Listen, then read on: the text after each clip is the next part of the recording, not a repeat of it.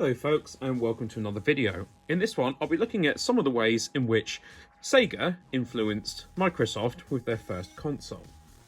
So we know already that Microsoft and Sega worked together on Sega Dreamcast, so Microsoft gave Sega access to Windows CE such that PC ports would be easier to put on to the Dreamcast. It wasn't often used, but it was put there and they worked together on that.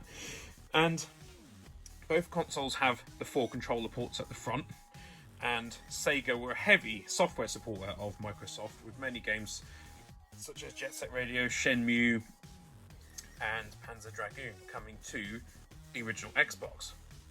But it also came down to the controllers. So Microsoft, if you look at the 2 controllers here, you can kind of see that Microsoft took quite a bit of inspiration from Sega. This is a large controller, the Sega Dreamcast. When put over the top, it's not quite as big as the Xbox controller, but it is a large controller. You've got the analog stick up here, whereas Sony had done them both at the bottom here. And Microsoft did add a second analog stick, which Sega could have done there, and I would argue should have done. They've gone with the same colours for the buttons, although in a different arrangement. But they've gone with, the arrangement of the buttons is the same, but the colour arrangement is different. And Microsoft added 2 extra buttons up there. But they went with the ports to add things in like memory cards. I think that was all it's really used for. Perhaps a microphone as well. And they got very similar triggers as well. They're both very similar. Even the grips are similar, although a bit thicker on Microsoft's controller, making it, I would argue, more comfortable for longer play sessions.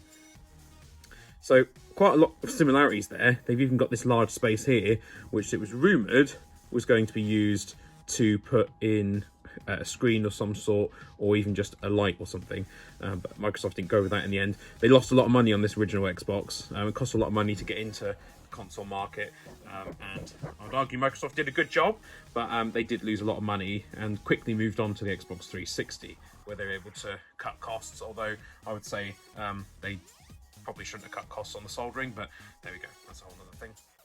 So as you can see, this original Dreamcast controller did influence Microsoft in how they made their Xbox controller, and also how they made their console. There was, the Xbox had the ability with an Ethernet port to be connected straight to the internet, and the Dreamcast had the ability with a built-in modem to be connected straight to the internet. So, these consoles did share a lot in common.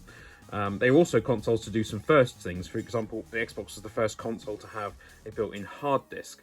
And, so the Dreamcast was the first console to be online out of the box. So they did quite a lot of firsts, but yeah, you can really see the similarity here of how Sega were influencing Microsoft with this. So that's about it for this video. Just wanted to show you that. I don't know if this has been done before, maybe it has, but there was definitely some influences there from Sega. Like I've said before, I do think this is a good controller. I do like the size of it and whatnot. And I like the layout, but I know it's not for everyone, same as the Dreamcast controller. So I hope you've enjoyed this video. If you have, please remember to leave me a like, leave me a comment as well, subscribe, share this video on your socials, check out my Patreon, and I will catch you in the next one. Have a great day.